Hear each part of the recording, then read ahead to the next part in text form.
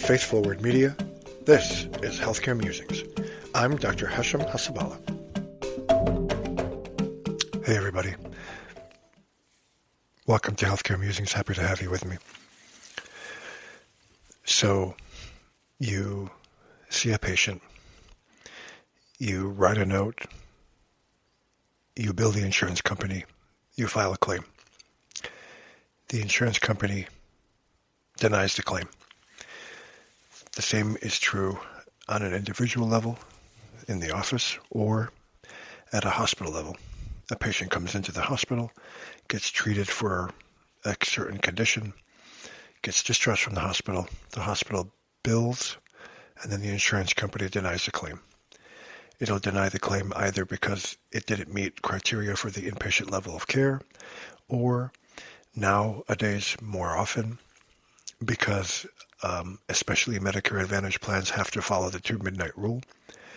Now they're going through and they're denying multiple secondary diagnoses so that the severity of illness in the DRG goes down, and they can say that they overpaid on the claim.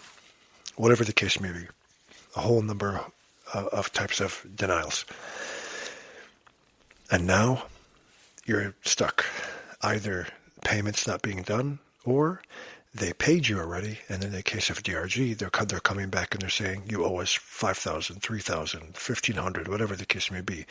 And if you just blow them off and ignore it, then they'll just assume that you agree with them, and then they'll reduce future payments by that alleged overpayment that you made.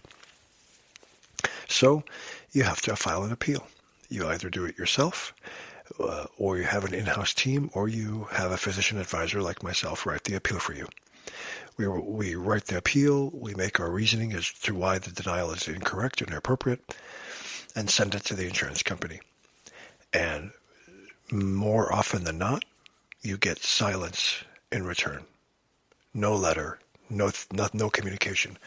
We follow up with the insurance company, and they just verbally say, "Oh, it was denied for lack of medical necessity," or the DRG denial, the DRG appeal was denied.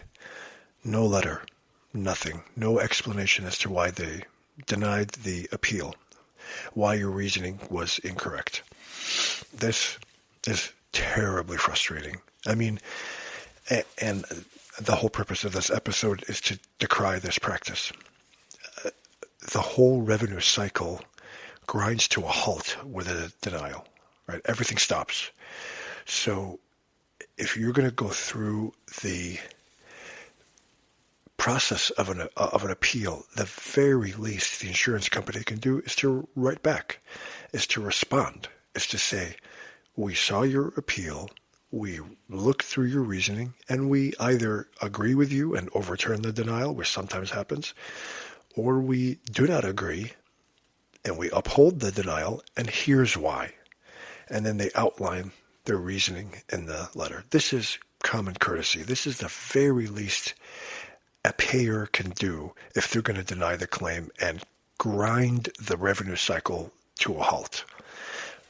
And just to completely ignore and not even send a letter is the height of discourtesy, and it really should not happen. When I write an appeal letter that is like a second level, and there's a verbal, quote unquote, a verbal denial, I call that out in the letter. I say, "We sent a letter on such and such a date. It was denied with no letter sent by the payer to explain why." And I call that out. And on the flip side, if the insurance company does send a letter, I thank them. I say, "Thank you for sending the letter," because many payers just verbally deny and they don't explain why. "We really appreciate that you sent the letter, and I vehemently disagree, and here's why."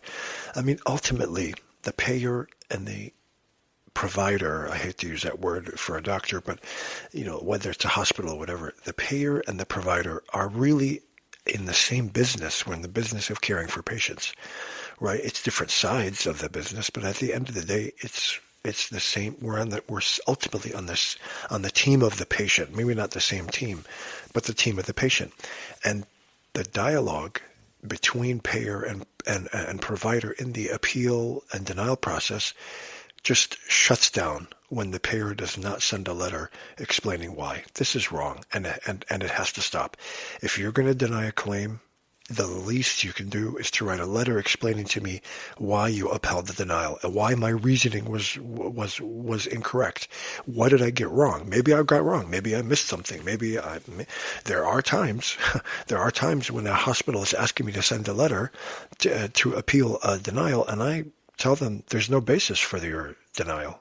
For your appeal, that the payer is right. It may not necessarily make me happy all the time, but I will acknowledge and tell a hospital, there's no basis to appeal. The payer was right in this case. But the back and forth is what's most important. If you just don't send a letter and you just shut down that dialogue, and nobody wins.